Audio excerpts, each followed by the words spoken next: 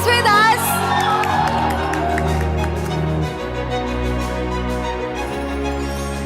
जो भी आप में से अपनी ज़िंदगी को शानदार बनाने के लिए जोखिम लेने को तैयार है, मेरी नज़र में वही एंटरप्रेन्योर है, वही उद्यमी है। उसूलों पे जो आँच आए तो टकराना ज़रूरी है, जो जिंदा हो तो फिर जिंदा नज़र आना ज़रूरी है। इस देश को नौकरी मांगने वालों से ज़्यादा नौकरी देने वालों की ज़रूरत है, लेकिन कोई भी उद्यम जो सिर्फ पैसा कमाता है वो समाज को फ़ायदा नहीं पहुँचाता है। So विकास, दिव्य कीर्ति, some words. आप सभी को नमस्कार।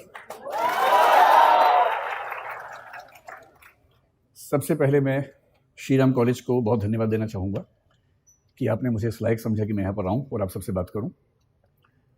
और आपके सभी टीचर्स और जिन बच्चों ने मैनेज किया, उन बच्चों की मेहनत और उन बच्चों की हिम्मत की मैं दाद दूंगा, क्योंकि जब उन्होंने पहली बार मुझसे बात की तो मैंने उनसे कहा कि मैं 12 से 14 तारीख को भारत में नहीं हूँ। मैं मिशिगन यूनिवर्सिटी और येल यूनिवर्सिटी के बुलावे पर अमेरिका गया हुआ था कुछ दिनों के लिए, और मुझे 15 की रात को यहाँ आना था। लेकिन वो बच्चे मुझसे मिलने आए, आधा एक घंटा उन्होंने अपने मार्केटिंग और उससे सारा ज्ञान मेरे ऊपर इस तरह से प्रयोग किया कि मुझे अंत में हार के कहना पड़ा कि ठीक है, मैं टिकट कैंसिल करवाता हूँ, जल्दी वापस आता हूँ और आपके सेशन में ज़रूर आऊँगा। तो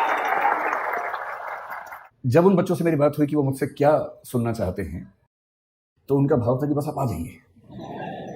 तो मैंने कहा फिर भी आप मुझसे क्या चाहते हैं, मैं क्या बोलूँ? बोले आप जो टॉपिक चाहें बोल दीजिए। तो मैंने एक टॉपिक उनको भेजा कुछ, तो फिर उन्होंने 5 भेजे। तो वो टॉपिक्स इतने प्यारे थे और एक डाइवर्सिटी इंक्लूजन पर था, और आज 14 अप्रैल का दिन डॉक्टर अंबेडकर का जन्मदिन भी है, तो डाइवर्सिटी इंक्लूजन की बात आज के दिन करना तो वैसे ही बड़ा मानीखेज है, मीनिंगफुल है। लेकिन मुझे इस बात का अंदाजा था कि जब हम फेस्टिवल के मूड में होते, जैसे अभी आप लोग हैं, बिजनेस कॉन्क्लेव है, सुबह से आप कई स्पीकर से सुन रहे हैं, और अभी आखिरी सेशन में ये भी होता है कि छूटे तो भागें, छुट्टी का टाइम होने वाला है। स्कूल में जैसे होता था ना कि जैसे ही टन टन टन बजता था, वैसे ही लोग बैग उठा के भागते थे।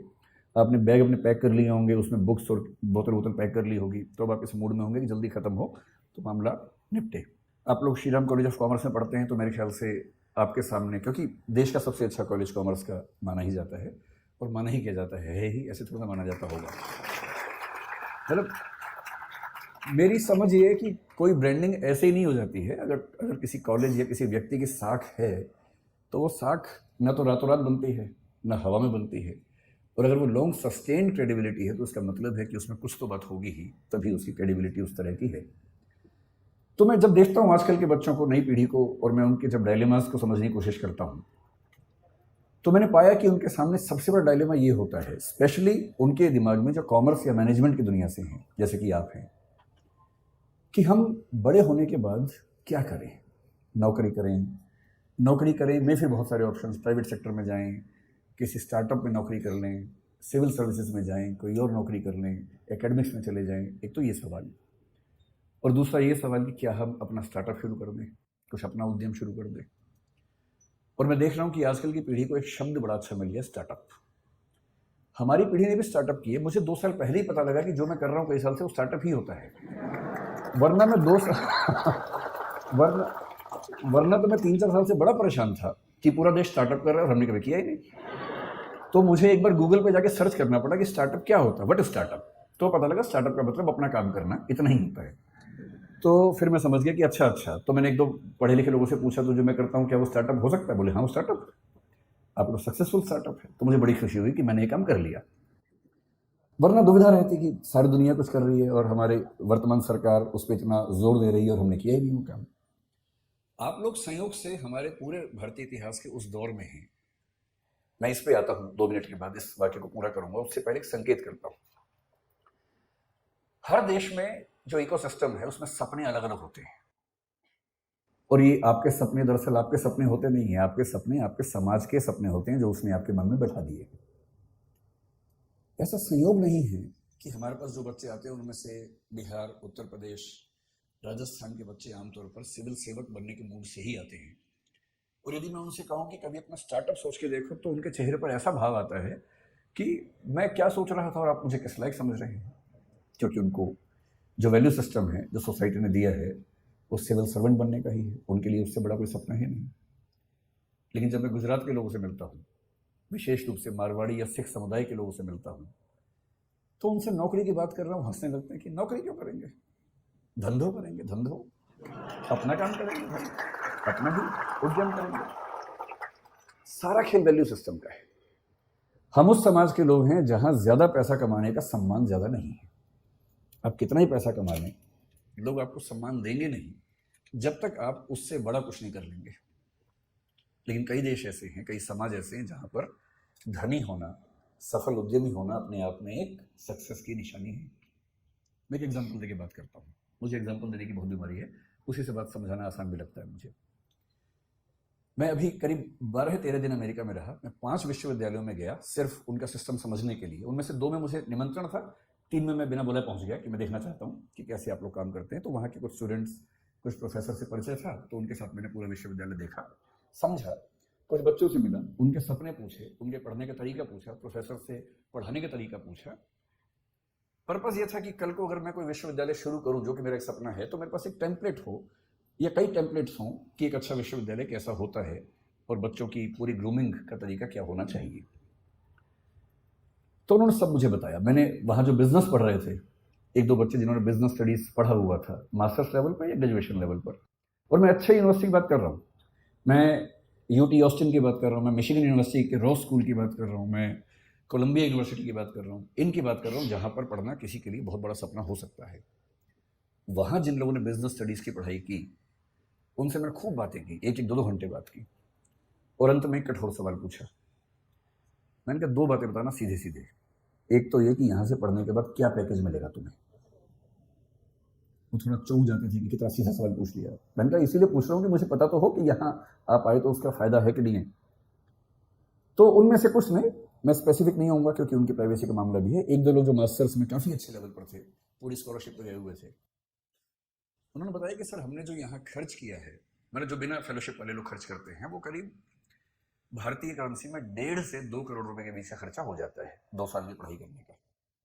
स्कॉलरशिप है तो अलग बात है, नहीं तो इतना खर्चा हो जाता है। तो मैंने कहा उसके बाद होगा क्या? बोले सर हम जो डिग्री कर रहे हैं ना उसकी वैल्यू बहुत ज़्यादा है, तो जब हम उतरेंगे बाजार में तो हम मान के चलते हैं कि हमें 1-8 साल के अंदर अंदर 2 लाख USD का एनुअल पैकेज मिल जाएगा, जिसका मतलब वही 1.5 से 1.6 CR के आसपास का पैकेज मिल जाएगा, और हमारे खर्चे हैं, लोन है थोड़ा थोड़ा, वो सब हम 3 साल में चुका देंगे, क्योंकि खर्चा तो ज़्यादा होता है, लेकिन हम साल में 60-70 लाख रुपए बचा लेंगे, 3 साल में सारा लोन चुका देंगे, तो 2 साल की पढ़ाई का बोझ 3 साल में उतरेगा। उसके बाद हम लगभग $2 लाख हर साल कमाएंगे और लगभग $1 लाख साल का बचा लेंगे, जो कि भारत के हिसाब से काफ़ी ज़्यादा आय का मामला है। तो वैसे हम बहुत खुश यहाँ नहीं हैं क्योंकि सोशल लाइफ वैसी नहीं है हमारी, but still financially we will be so good that we can be happy on that ground. तो मैं उनसे बहुत प्रभावित हुआ। मैंने कहा वाह क्या बात है, आप खूब सफल हों, अच्छे उद्यम करें, और जैसे से आगे बढ़ेंगे फिर तो पता नहीं क्या होने वाला है, 2 लाख से बढ़ के 2.25 होगा, 2.5 होगा। मैंने सीधे बताऊँ 20 साल में कितना होगा?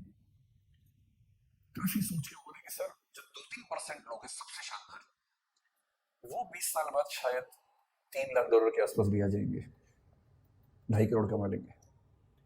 मैं बड़ा खुश हुआ। मैंने कहा चलो भारत का हर बच्चा वहां जाके करोड़पति हो जाए, इससे बड़ी खुशी की क्या बात है। सारा मैं खर्च तो ना करेगा, हमें तो भेजेगा वापस करके, तो रेमिटेंसेस हमारे पास आएंगी तो हम इस बात से खुश हो सकते हैं।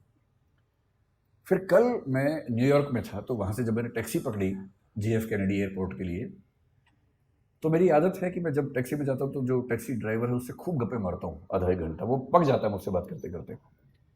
तो मैंने उसको पकड़ लिया। ये जो बच्चा था, अच्छा अमेरिका में टैक्सी चलाने वाला आपको अमेरिकन तो आमतौर पर नहीं मिलेगा, 10 में से 1 मिलेगा, बाकी 9 विदेशों के लोग मिलेंगे जो ग्रीन कार्ड पे हैं या वर्क वीज़ा पे हैं और अपनी रोजी रोटी वहाँ कमा रहे हैं। लेबनान के मिलेंगे, कुवैत के मिलेंगे, और जो मुझे कल मिला ताजिकिस्तान का सॉरी मिला। प्यारा सा बच्चा था। मैंने उससे उसका नाम पूछा, अच्छा सा नाम था पर मुझे याद नहीं है क्योंकि नाम कुछ अलग किस्म का था। अगर आपको बहुत शौक है तो मैंने नाम नोट कर लिया था, मैं नोट कर लेता हूँ खटाक से, ताकि मैं बाद में केस स्टडी की तरह उसे कहीं कोट कर सकूँ, क्योंकि मेरा काम ही ये है कोट करना जगह जगह जाके। तो मैंने एक नोट बना रखा है, टेकअवेज ऑफ USA ट्रिप 2023। उसमें जो आखिरी स्टडी है वो है टैक्सी टू JFK एयरपोर्ट। उसका नाम था गाई लाटी, 23 साल का बच्चा था, ताजिकिस्तान से। मैंने उसको इंग्लिश नहीं आती थी, ताजिक भाषा आती थी जो मुझे नहीं आती थी, उसे हिंदी भी नहीं आती थी। अच्छा ऐसे में क्या होता है कि इशारों की भाषा में काम चलता है। फिर थोड़ी देर के बाद तो, और इशारों की भाषा यूनिवर्सल है, और अंग्रेजी इतनी उसको आ गई थी कि सेंटेंस का स्ट्रक्चर नहीं आता था ना, बाकी तो आता ही था, आई गो ताजिकिस्तान ईयर, तो इतना बात समझ में आ गया था कि साल में एक बार जाता है। तो इस तरह से सिंटेक्स के बिना जो भाषा काम करती है उस भाषा में काम चल रहा था। तो मैंने पहले उससे पूछा व्हाट्स योर नेम, उसने घूर के देखा, मैं कहा नेम, वो समझ गया नेम पूछ रहा है, तो उसने बताया गैराटी। फिर मैंने कहा एज, तो उसने कहा 23 ईयर्स। भारत में फूफा लोग इतना करने के बाद तो रिश्ता तय कर लेते हैं, तो उसके चेहरे पर भी ये भाव था कि क्या ये रिश्ता तय करने वाला है। तो मैंने उससे कहा नहीं मैं तो कुछ और पूछना चाह रहा हूँ। फिर मैंने कहा गैराटी कब से हो अमेरिका में? उसने कहा 1 ईयर। तो मैंने कहा वीज़ा कैसे मिला? बोला ग्रीन कार्ड। तो मुझे ध्यान आया कि ग्रीन कार्ड के मामले में डाइवर्सिटी पॉलिसी काम करती है, हर देश के कुछ लोगों को मिलता है, तो उसमें उसको मिल गया। तो मैंने बहुत सहानुभूति के भाव से पूछा, मैंने गैरेंटी कितना कमा लेते हो यार? मुझे लगा बोलने का बहुत कम कमाता हूँ, इस भाव से थोड़ी सी टिप मिल जाए अंत में, और मैं उसको बहुत खुश होकर $10 की टिप दूंगा और एहसान कर दूंगा अंत में, मुझे भी खुशी हो जाएगी। तो उसने कहा कि ऑलमोस्ट $400 to $500 एवरी डे। अच्छा, भारत का आदमी सीधे 80 से गुणा करता है, वहां जाके जो भी फिगर सुनता है खटाक से गुणा करता है। ये तो बहुत ज्यादा कमा लेता है, इसका मतलब बहुत ज्यादा कमा लेता है। मैंने कहा अच्छा। फिर मैंने कहा how many days in a week you work? क्योंकि वहां से 5 दिन काम करे, 2 दिन मस्ती करते हैं। बोले ऑल 7 डेज, क्योंकि मस्ती तो वहां के लोग करते हैं ना, बाहर से जाते हो तो भविष्य में मस्ती करने के मूड में होते हैं, अभी मेहनत करते हैं। फिर वो समझ गया कि ये मेरी इनकम काउंट करना चाह रहा है, तो उसने खुद ही बोला on average I earn $12,000 to $14,000 per month. फिर मैंने इससे सुना था हिसाब से, तो मैं समझ गया कि ये महीने के 10 से 12 लाख कमा लेता है। तो मैंने उससे फिर पूछा दिस इज योर रेवेन्यू और दिस इज योर सेविंग? भाई आप तो कॉमर्स के लोग जानते हैं, रेवेन्यू अलग है, सेविंग अलग है, नेट इनकम है कि ग्रॉस इनकम है, उसी में सारा खेल हो जाता है। और वैल्यूएशन की दुनिया इसी खेल पे चल रही है कि कुछ का कुछ बोल के वैल्यूएशन करवा लेना है। तो उसने कहा दिस इज माई सेविंग।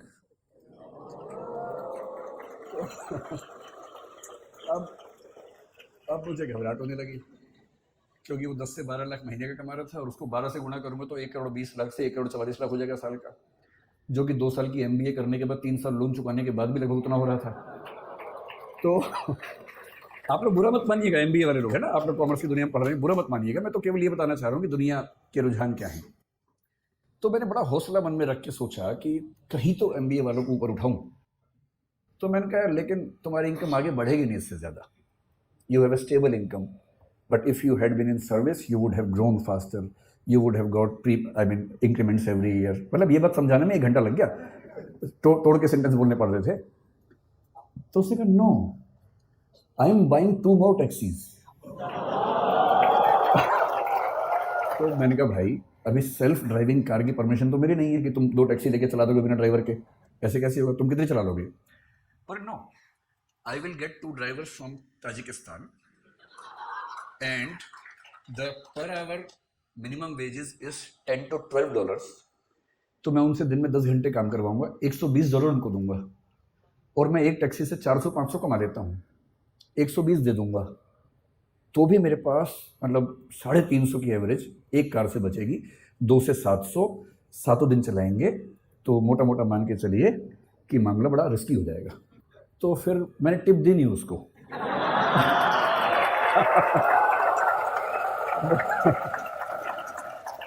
मुझे चिंता थी कि जब मैं उतरूंगा कहीं वो मुझे टिप ना दे दे थोड़ी सी कि भाई आपने इतना पूछा, थोड़ा आप चिंतित हो गए होंगे, अगर आपको टिप चाहिए हो तो आप ले सकते हैं। और मज़े की बात क्या बोला, साथ में पढ़ाई भी करता है वो, इस सब के साथ साथ वो ऑनलाइन या हाइब्रिड करके कुछ पढ़ाई भी करता है साथ साथ। तो मुझे लगा कि श्रीराम कॉलेज ऑफ कॉमर्स के लिए सही केस स्टडी मिल गई मुझे, क्योंकि यहाँ बिजनेस कॉन्क्लेव में तो ऐसी बात करनी चाहिए। तो मैं अपनी बात को केवल 10 मिनट में सार इस एनेक्डोट के माध्यम से समझाना चाह रहा हूँ। आप लोग अभी युवा हैं, जिंदा हैं और सपने देखते हैं। जिंदा होने का मतलब वो नहीं होता है ना, जिंदा होने का मतलब होता है जो जिंदा हो तो फिर जिंदा नजर आना जरूरी है, ये मतलब होता है ना। जिंदा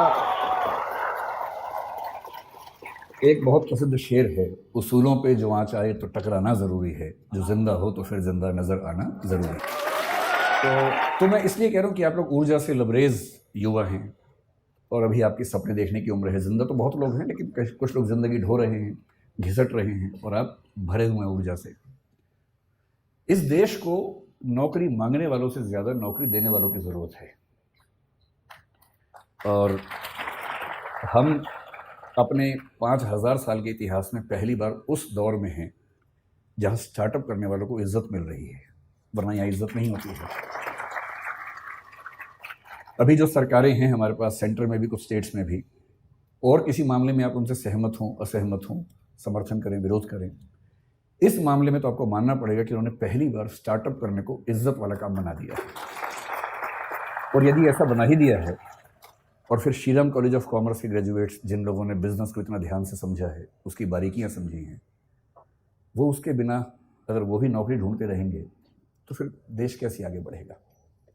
तो कुछ साल नौकरी करना ठीक है, लेकिन यदि मुझसे पूछेंगे तो मैं ये कहूँगा कि अगर आप वैसे व्यक्ति हैं कि चुपचाप ज़िंदगी गुजार लेनी है तो ठीक है, कीजिए नौकरी करनी है, साथ में कुछ किताबें लिखनी है तो कीजिए नौकरी। पर यदि कुछ बड़ा सोचा है, अगर आप चाहते हैं कि आप इस देश और समाज को कुछ बड़ा योगदान दे सके, तो सबसे अच्छा विकल्प है उद्यम। और उद्यम का मतलब केवल आर्थिक उद्यम नहीं होता है। उद्यम का मतलब है कि आप जोखिम लेने वाले व्यक्ति हैं, आप बहुत शांत व्यक्ति नहीं हैं। और जोखिम लेना कुदरत ने सिखाया हमें, प्रकृति ने सिखाया है। प्रकृति के विधान में सुरक्षा नहीं होती है, प्रकृति के विधान में जोखिम ही जोखिम है। वो तो हमने शहरों में, गाँवों में सुरक्षा डेवलप कर ली है, और थोड़ी बहुत सुरक्षा ज़िंदगी में रहे तो अच्छा भी लगता है। लेकिन जंगल का नियम, प्रकृति का नियम सुरक्षा पे नहीं टिका है, वो खतरों पे टिका है, जोखिम पे टिका है। जो भी आप में से अपनी ज़िंदगी को शानदार बनाने के लिए जोखिम लेने को तैयार है, मेरी नज़र में वही एंटरप्रेन्योर है, वही उद्यमी है। और जोखिम केवल पैसे के लिए नहीं होता है, होना भी नहीं चाहिए। जोखिम महात्मा गांधी ने भी लिया, अम्बेडकर साहब ने भी लिया, दोनों शानदार वकील थे। डॉक्टर अम्बेडकर, मैं परसों कोलंबिया विश्वविद्यालय में गया, जहाँ से उन्होंने पीएचडी की, एक पीएचडी की, लंदन स्कूल से दूसरी 3 पीएचडी की उन्होंने। इन लोगों ने अपने अपने सफल करियर को दांव पर लगा के जोखिम लिया कि देश को एक अच्छा राजनीतिक और सामाजिक मंच मिल सके। ये सोशल एंटरप्राइज है, पॉलिटिकल एंटरप्राइज है। कबीर दास हों, गुरु नानक हों, या महात्मा बुद्ध हों, महावीर स्वामी हों, इन सब ने अपने अपने समाज को बेहतर बनाने के लिए अपनी जान को जोखिम में डाला। ये सब उद्यमी लोग हैं। कोई स्पिरिचुअल एंटरप्राइज करता है, कोई सोशल एंटरप्राइज करता है। आप बिजनेस एंटरप्राइज वाले लोग हैं, लेकिन मैं इतना ज़रूर कहूँगा कि बिजनेस में पैसा कमाना ज़रूरी है, क्योंकि वही आपको ज़िंदा रखेगा, वही आपके उद्यम को चला पाएगा। लेकिन कोई भी उद्यम जो सिर्फ पैसा कमाता है, वो समाज को फ़ायदा नहीं पहुंचाता है। और मैं एक बात अक्सर कहता हूँ, आखिरी बात आपसे वही कह रहा हूँ, कि अगर अपने जीवन को एक ठीक दिशा देनी है तो सिर्फ एक काम कीजिए। बहुत बुरा लगेगा, पर मुझे ये सलाह मेरे एक मित्र ने दी थी, मैं आपको दे देता हूँ। आज घर जाके अपनी ओबिचुअरी लिखिए। ओबिचुअरी का मतलब होता है किसी के मरने के बाद अखबार में जो छपता है उसके बारे में, कि दुख के साथ सूचित किया जाता है कि फला फला की मृत्यु इस तारीख को इस वजह से हो गई है। उसके बाद की 4 लाइनें आप अपने बारे में क्या चाहते हैं लिख लीजिए, उसे बनाइए विजन स्टेटमेंट। वो लाइनें कई तरह की हो सकती हैं। एक ये हो सकती है कि इस व्यक्ति ने जीवन में खूब पैसा कमाया, इसने गुटखा बनाने वाली कंपनी बनाई, इसने अरबों रुपए कमाए और इसकी वजह से कई लाख लोग कैंसर से मरे, और पैसा खूब कमाया। दूसरा ये हो सकता है कि ये व्यक्ति चाहता तो अरबों रुपए कमा सकता था, पर इसने लाखों ही कमाए और अपनी ऊर्जा उन चीज़ों में लगाई जो समाज को और बेहतर बना सकती है। ये चाहता तो डीजल की कार बना के खूब पैसा कमा सकता था, तेल के कुएं खोद के खूब पैसा कमा सकता था, पर इसने सोलर पैनल्स में अपनी ऊर्जा लगाई, क्योंकि इसे चिंता थी कि मेरे साथ साथ इस समाज का भी भला होना चाहिए। तो जो मैं कंक्लूडिंग रिमार्क के तौर पे कहना चाह रहा हूँ, आप लोग इस देश के भविष्य हैं, स्टार्टअप की दुनिया के भविष्य हैं। कुछ बड़ा कीजिए, और ऐसा मत कीजिए जो केवल और केवल बिजनेस तक सीमित हो। जब बिजनेस और एथिक्स मिलते हैं तो जो सिनर्जी बनती है, वो सिनर्जी किसी भी देश और समाज के लिए बेहतर है। बहुत बहुत धन्यवाद, आप लोगों ने बुलाया। धन्यवाद।